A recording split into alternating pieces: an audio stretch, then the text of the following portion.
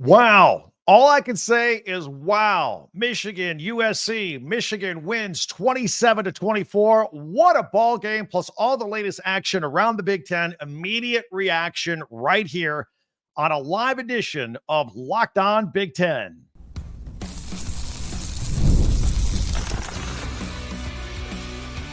You are Locked On Big Ten, your daily podcast on the Big Ten Conference. Part of the Locked On Podcast Network, your team every day. Welcome to Locked On Big Ten, live here on a Saturday. I'm Craig Sheeman, coming up on 40 years as a sports talk show host and play-by-play announcer. I tell you, in 40 years, you don't see many games like that. That was amazing at the Big House in Ann Arbor. Thank you for making us your first listen every day. We're free and available wherever you get your podcasts and on YouTube, part of the Locked On Podcast Network, your team every day. And today we're brought to you by FanDuel. Now through September 22nd, all FanDuel customers can bet $5 and get a 3-week free trial of NFL Sunday Ticket from YouTube and YouTube TV. Visit FanDuel.com today and get started. All right, we started the weekend with an amazing Friday night overtime game with Illinois and Nebraska. Now here we are live with the amazing Michigan win over Southern Cal. Still more games to preview tonight, and we'll get to all of that right here. And later on, we'll have a quick look at week 5 and what's coming up on the schedule.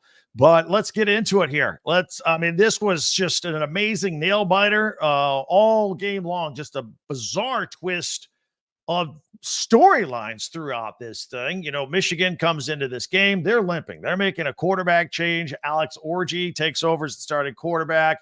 USC is favored coming into the Big House there, looking good so far this season. The Wolverines are without Colston Loveland, without one of their weapons. And, of course, Alex Orji, really not a passing quarterback. Now, first thought out of the box coming out of this thing. It looked like Michigan's game plan was to win this game Bo Schembechler style, 3 yards and a cloud of dust the entire game. They just kept running the ball for a few yards. Obviously, Orji wasn't going to be throwing a lot today. And the thing that surprised me was that Southern Cal had 2 weeks to prepare for this game. Lincoln Riley is this offensive guru. They have all these speedy wide receivers, and they come into this game running the ball up the middle, like doing the same thing Michigan is doing. And by the way, running into the middle of Michigan's defense, that is the one strength Michigan absolutely had, one advantage they absolutely had over Southern Cal coming into this game with Kenneth Grant and Mason Graham, the 2 defensive tackles. They're going to be playing on Sundays, All-American. I have no idea what Lincoln Riley was doing in the first half. If he gets any criticism for that other than me, he deserves it. That was ridiculous. Now, they started moving the ball and spraying it around and passing the ball in the second half, and obviously got back into the ball game and took the lead, but it was incredible. Michigan's first drive, the one under like 5 minutes to go in the first quarter.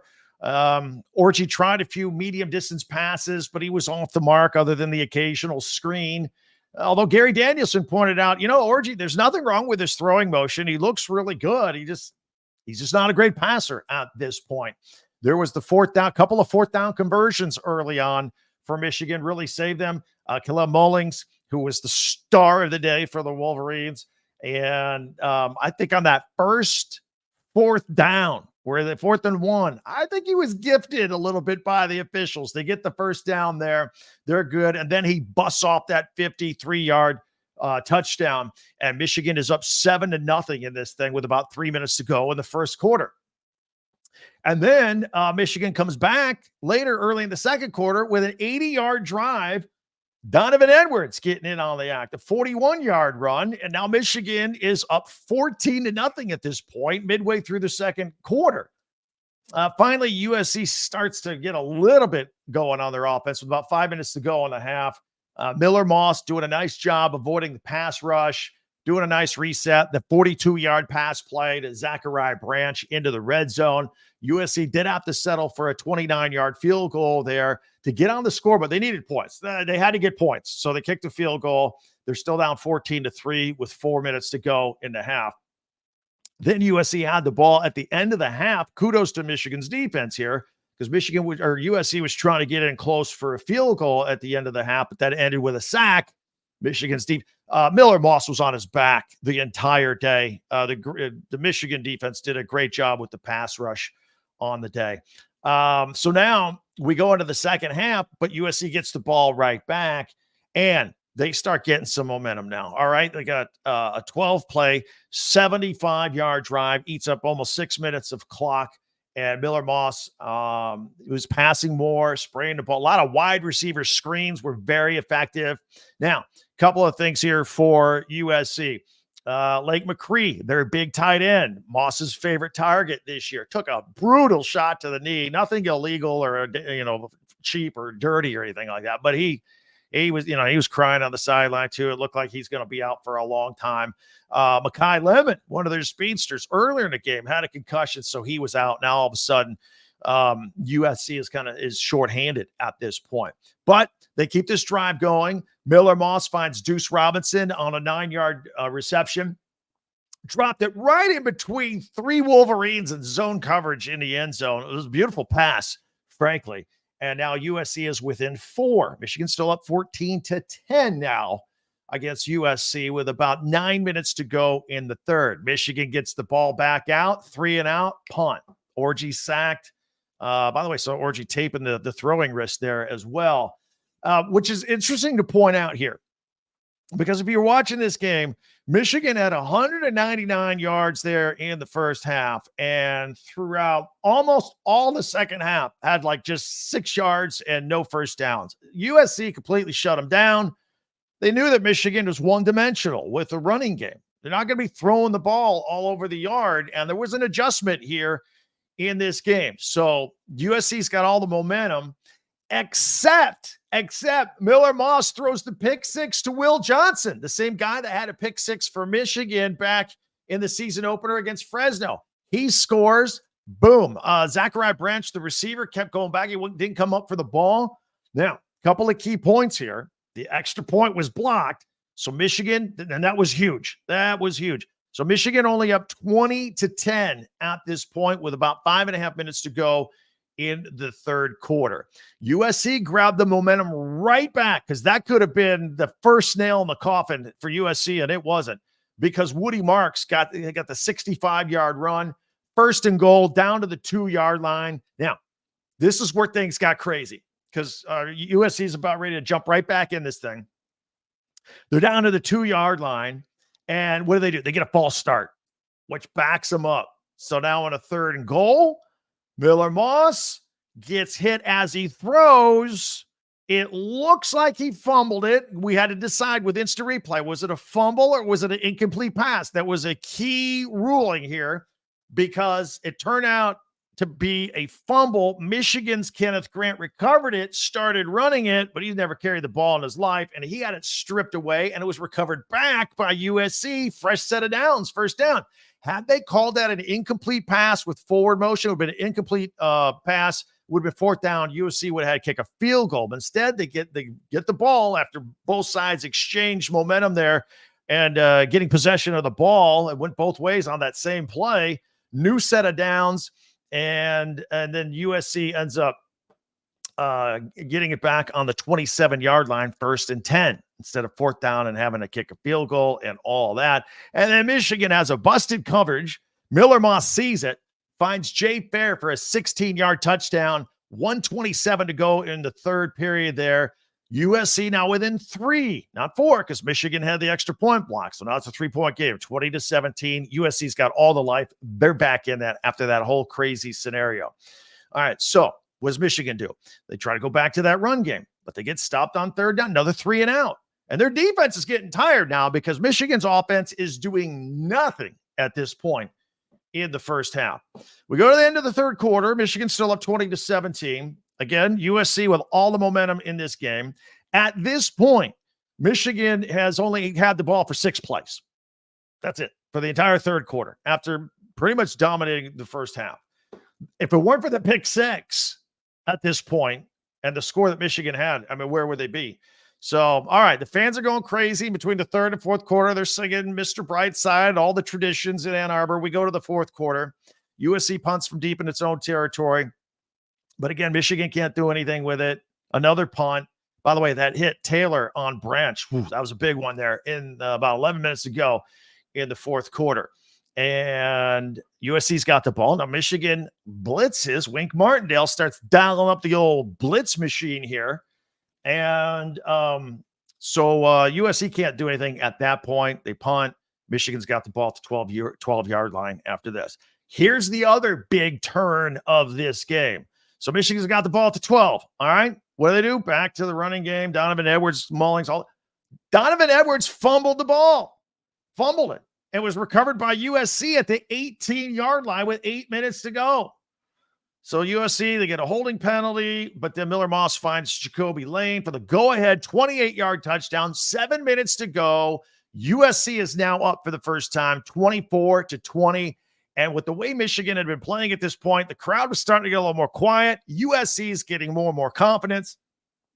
It was just absolutely insane at this point. And at this point of the game, with USC up 24-20 over Michigan, 7 minutes to go, Michigan fan knows the fact that they have no passing game just kills them at this point. Usually. Usually. I mean, there was a 3-and-out. Orji gets sacked. They could punt from their own end zone with 5 minutes to go. At this point, I believe the graphic was Michigan had 199 yards in the first half. Now they had 9 in the second half and 0 first downs. We're 5 minutes to go in the game. These are their stats in the second half. 9 yards and 0 first downs and giving the ball back to USC. They go back and forth a couple of times, and then on a 3rd and 1, which just looks like nothing's working, Kalel Mullings busts it out for 63 yards to the USC 17-yard line with 2 minutes to go. Second down, gets 8 yards down to the 8-yard line. Now it's 3rd and 1. Mullings gets the first down, 1st and goal. We got 1:20 to go. USC hanging on to a 4-point lead. The storyline is becoming, all right, does Michigan go back to being Michigan? Offensive line, gonna knock you down, gonna score at the goal line, or is the new and improved USC defense, are the headlines gonna be they're gonna end the game with a goal line stand against Michigan? This is what's shaping up at this point. It was absolutely phenomenal. Michigan, a couple other plays, though, they get it to 4th and goal. They're still not in the end zone. Give it to Mullings again. This time to the left side. They've been running a lot to the right at this point. He punches it in for the touchdown with 37 seconds to go. Keep in mind, Michigan to this point had 9 total yards in the second half and 0 first downs. They just busted off a 10-play, 89-yard drive that took 3.5 minutes for the go-ahead touchdown, 27-24 with 37 seconds to go. Absolutely amazing. USC gets the ball back, but they end up turning it over on downs. Michigan takes a knee. Game over. Wow. All right, I'm going to get a lot of your comments and your reactions, all of us. If you just joined, we're live here following, which is one of the most fantastic games we've ever seen. USC came in at a tale of halves and then some. All Michigan in the first half, all USC in the second half, with the exception of the last 5 minutes of the ball game. What an amazing game. We'll take all your comments here on Locked On Big Ten Live. Quick peek around the rest of the Big Ten earlier today. Ohio State back in after their bye week, and they beat Marshall 49-14. Everybody contributing here. Emeka Egbuka, big plays. Quinshon Judkins, big plays. Travion Henderson, big plays. Just an embarrassment of riches for the Buckeyes as they get ready for Big Ten play next week. They get to win. Indiana is averaging 50 points a game. They did it again today. 52-14 over Charlotte. First-year head coach Curt Cignetti, 4-0. Hoosiers, again, averaging 50 points a game. Curtis Rourke, the quarterback, continues to impress. He scored on every possession that he was in the ball game. The defense had 8 tackles for loss. The Hoosiers didn't punt to the fourth quarter in this game, and I expect the Hoosiers to crack the top 25 in the next AP poll. Maryland, a 38-20 win over Villanova. Billy Edwards Jr. looking good. 328 yards, 2 touchdowns, and an interception. His favorite target is Ty Felton. 14 catches, 157 yards, and a touchdown. 6 tackles for loss for that defense. We'll get you caught up on some of the other games going on here around the Big Ten. We are live, so we're going to cover that. And we're still going to talk about last night's great game in overtime, Illinois and Nebraska. Wow, that lived up to the billing as well. But we are here live. immediate, the first reaction you're going to get out of anybody. Michigan holds on to win over USC 27-24 as we continue with the latest. And then later on, our first peek ahead at week 5 around the Big Ten. It's all right here on a live edition of Locked On Big Ten.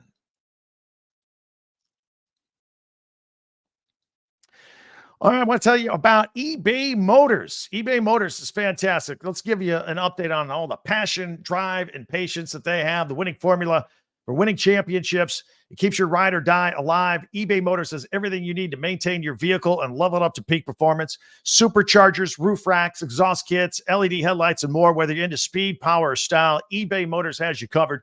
With over 122 million parts for your number one ride or die, you'll always find exactly what you're looking for. And with eBay Guaranteed Fit, your part is guaranteed to fit your ride anytime or your money back, because with eBay Motors, you're burning rubber, not cash. And with all the parts you need and all the prices you want, it's easy to make your car the MVP and bring home huge wins. Keep your ride or die alive at ebaymotors.com. Eligible items only. Exclusions apply. eBay Guaranteed Fit, available to U.S. customers. Again, check it out with eBay. Back on a live edition of Locked On Big Ten. Thank you for making us your first listen each and every day. If you're unaware, we are here every day with an episode of Locked On Big Ten, Monday through Friday, getting you ready for all things Big Ten, your team every day. You everydayers out there know it. Thanks for checking us out. Meanwhile, if you're new and just discovered us, be sure to subscribe. It's free. It's free forever. Just hit the little subscribe button, and then we're all in the same boat every day talking Big Ten football. And we always love to have you. All right. So, and again, it is absolutely free. After you subscribe, go ahead and tell your friends about us. Share, like, we're here every day. There are a lot of people that don't even know we're out here every day. We're growing leaps and bounds every day, but word of mouth is great. So if you got a Big Ten fan in your family or your friend circle, let them know we're out here each and every day. Locked On Big Ten, your team every day. We also have a website, talkbig10, 10.com, where all of our podcasts go every day, chronologically, and we group them by team or school as well. And you can also get merchandise to your favorite team there. Shirts, hats, t-shirts, all that stuff right here on talkbig10.com. All right, let's get you caught up on some other games that are going on.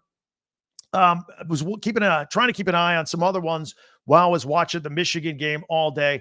Penn State ended up beating Kent State today rather handily. After a little bit of a slow start, then they just took off. 56-0 was the final score there. I did know that Tyler Warren caught a touchdown and threw one. It's what I saw in the first half on that game as well. I don't know if we mentioned Maryland, 38-20 over Villanova.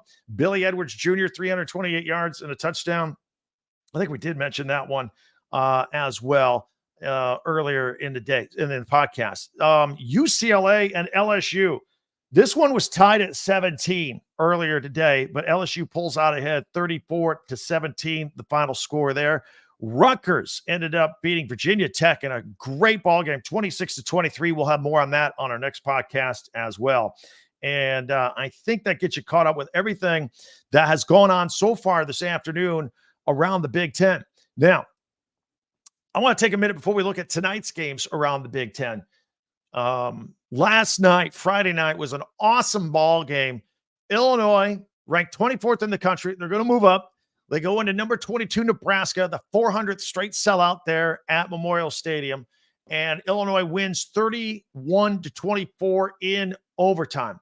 We have repeatedly told you here on Locked On Big Ten that Luke Altmyer is the most underrated quarterback in the Big Ten and maybe the country. But he might not be underrated much longer. People noticed that he threw 4 touchdown passes on national TV on Friday night. That will help people notice him.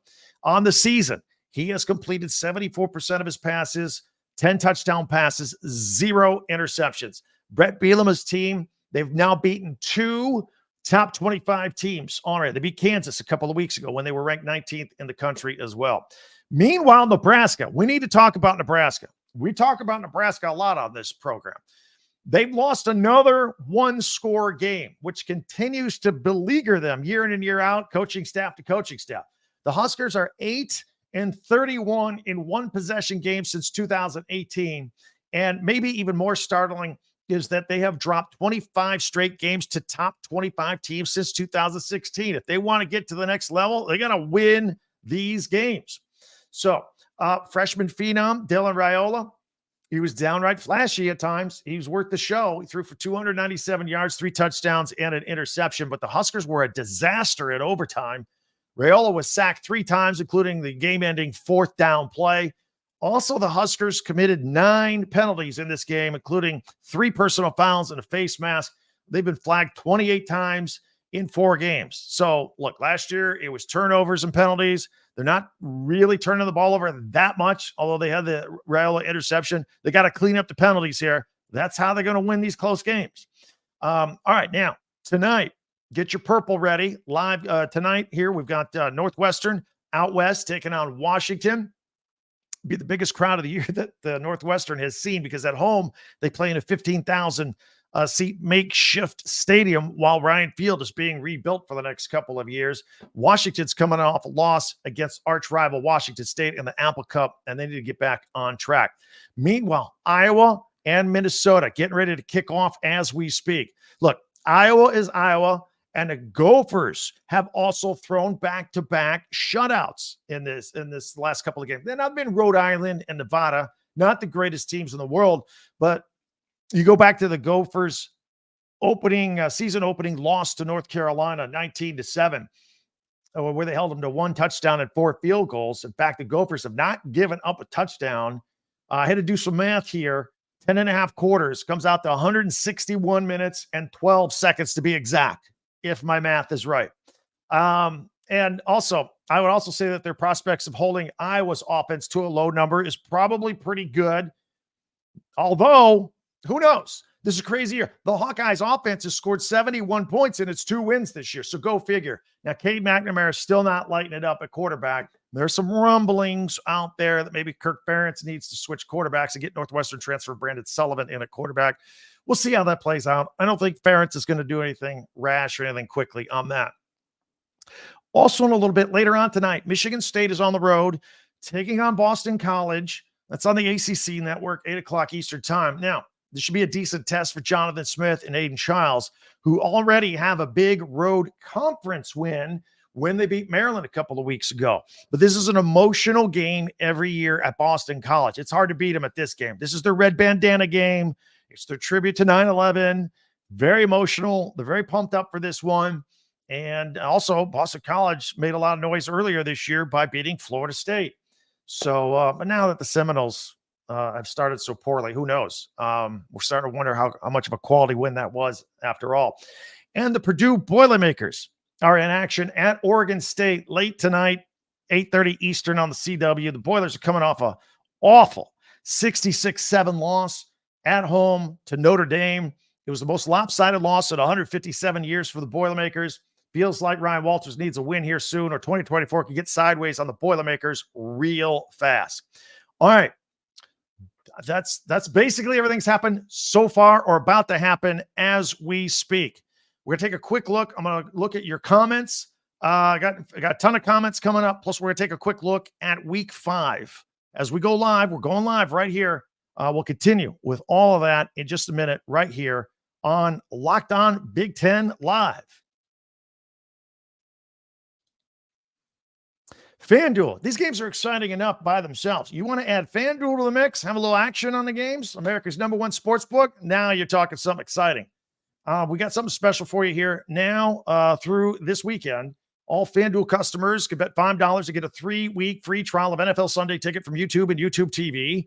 With a YouTube TV base plan, you'll be able to watch every regular season Sunday afternoon out-of-market game. All you need is a Google account and a current form of payment. You can cancel anytime. So just visit FanDuel.com/lockedon. That's FanDuel.com/lockedon to download America's #1 sportsbook.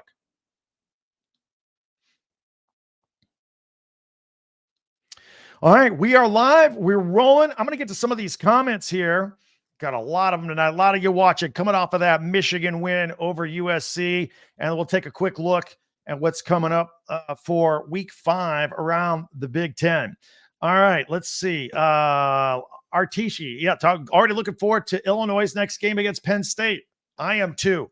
In fact, that's been announced. It's a night game, and we're going to go live after that one next week. So back to a little later. We're a little earlier today because we took the 3:30 Michigan USC Eastern time game. So we'll do that. Hey, Donnie checking in. Thanks, Craig. You're wonderful. I think it's been proven that even the mediocre former Pac-12 teams can play anywhere. Yeah, that was a great effort. And I'm still waiting to see how Oregon shakes out. They got a big game against Ohio State coming up on the 12th. Let's see. USC beat LSU and almost beat Michigan. Watch out for the Trojans. So good. I'm glad USC Trojan fan, even though they're disappointed today in a loss, know that, hey, that's a good football team out there.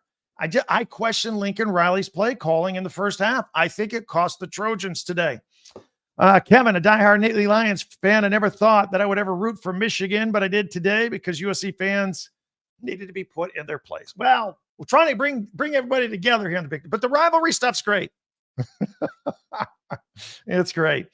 Ty says Michigan isn't lucky. USC should have never been in that game. And let's see here. Also, talking about some other texts coming in. Woulda, coulda, shoulda from D. Meng checking in. And Ivan says Michigan survived USC. Lucky to escape with the win. They absolutely were. I'm scrolling through all these. We got dozens and dozens. And thank you for everybody for checking in, taking the time to do this. Let's see. Blazed Bunny. What is up with the Pac-12 style reffing? Missed obvious face mask, horse collar, play clock violations.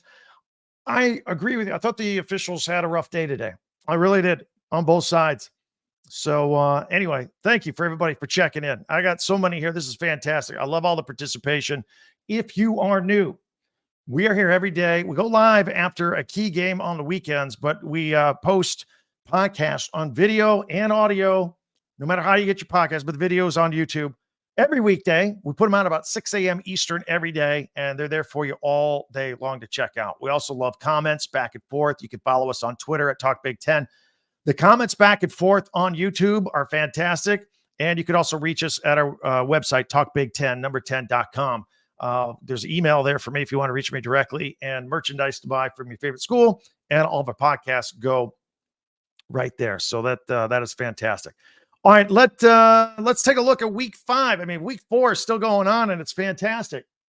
We have another Friday Night Lights game in the Big Ten, 8 o'clock on Fox. It is, we got, and if it's half as good as the Illinois-Nebraska game was, we're going to be in for a treat. Washington going all the way across the country, longest trip of the year to Rutgers, 8 o'clock on Fox. This is a battle of some great running backs with Jonah Coleman for Washington and Kyle Monungai from Rutgers. It is worth the show. Monungai led the Big Ten in rushing last year. We've got Ohio State. It's their first Big Ten game of the season, taking on Michigan State at Sparty at East Lansing. Michigan State's already played Big Ten games in their schedule, but Ohio State, this will be the first one. Oregon is taking on UCLA. The old Pac-12 teams going at it as members of the Big Ten. We've got Illinois, as one of our commenters just talked about. Big game. Illinois, Penn State, under the lights. And Illinois got something to prove. 2 ranked wins already following that win on Friday night. We're going to go live after that game Saturday night.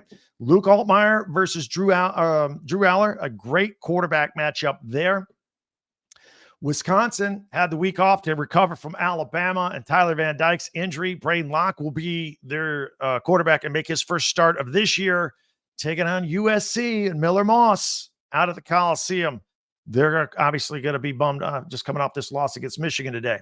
Minnesota is at Michigan. So huge win for Michigan. I thought if Michigan lost to USC, they might trickle out or near the back end of the AP Top 25, maybe out of the rankings altogether, but they're going to stay in there. That was a huge win. Nebraska will be looking to bounce back from their Illinois loss. They're at Purdue. That's a noon game. And Maryland is at Indiana. Maryland better be ready to score. Indiana's putting up over 50 points a game. And Indiana's looking to go 5-0. Who would ever thought that? Noon on the Big Ten Network. So that's it. Our live podcast here tonight. Thank you for checking in. Always love it. This will be available for you for the rest of the weekend if you want to check it out some more. Again, Monday through Friday, we'll be going at it again, and then another live one next Saturday night. Many ways for you to interact with me. Twitter, Talk Big Ten, our website, talkbig10.com, and also asking you to subscribe and follow this podcast right now on your favorite podcast app. You get the latest episode of Locked On Big Ten as soon as it becomes available each and every day. Hey, when you're done with us, or go check out our website, talkbig10. Go check out what maybe you missed this week. We did preview podcasts on all these games. Your favorite team gets covered. Go back and check it out. They're all right there for you to watch for another listen. And for a second listen, check out our friends at Locked On College Football. They got a podcast every day too. It's part of the Locked On Podcast Network. Your teams every day. Hey, enjoy the rest of your weekend. We can't wait to watch some of these night games here tonight. And we'll be back at it on Monday with you. For Locked On Big Ten Live, I'm Craig Sheeman. We'll talk to you next time.